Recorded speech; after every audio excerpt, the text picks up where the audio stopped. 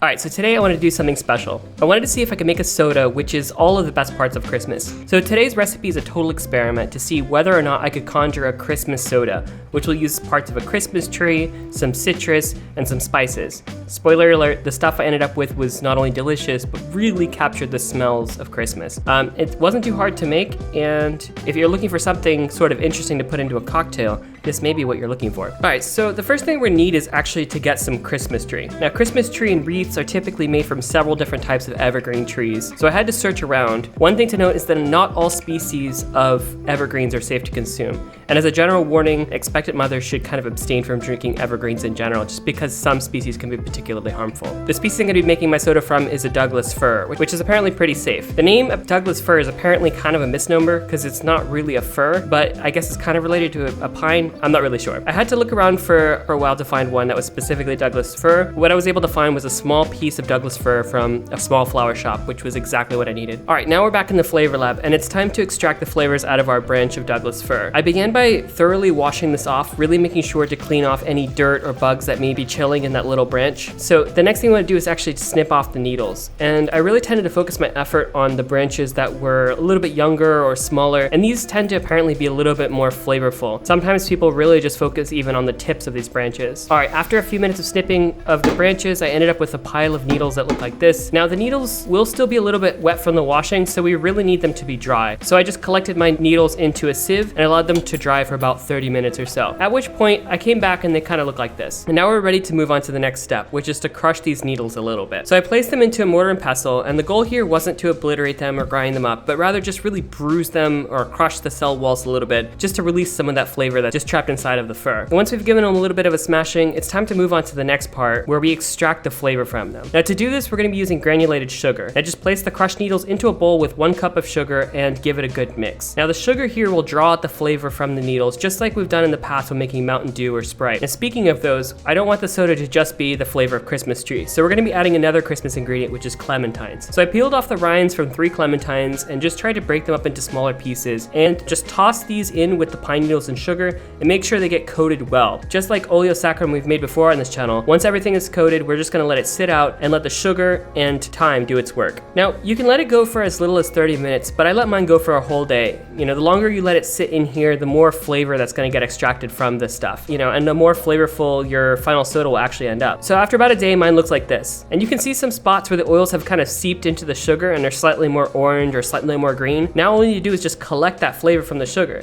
And to do this, I'm going to be using water. So over medium heat in a small pot, add 1 cup of water and begin heating this. The goal is to use the heat in this water to help dissolve the sugar. But we can also take this opportunity to add a little flavor from some spices in here as well. So I tossed in 2 cinnamon sticks, 4 cloves, and some cardamom to really give that Christmassy flavor. And I just let this boil for a little bit so that all of the spices really had some time to infuse into that water. Now, if you wanted to add a little bit more flavor from Christmas, you could consider adding some port or brandy or rum here. And if you're adding it at this stage, the alcohol will boil off, and what you'll be left over with are just those Christmassy alcohol flavors as well.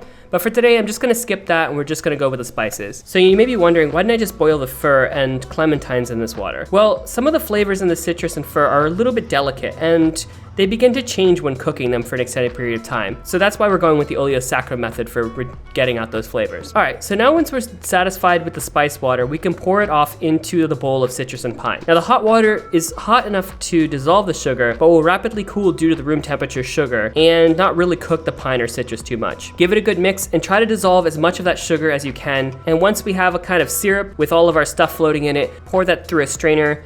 And I actually had to strain this a second time in a finer sieve just to make sure I caught all of those tinier bits of needle that we had left over. All right, so now we have our syrup. And for those who've been watching this channel for a while, you know the drill. We need to add about a tablespoon of syrup, perhaps to a Flavor Lab mug, which you can buy from a link down in the description.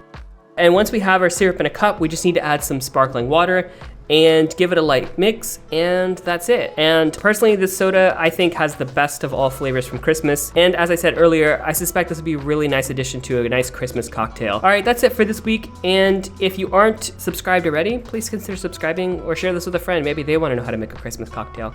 All right, well, see you guys next week. All right, bye.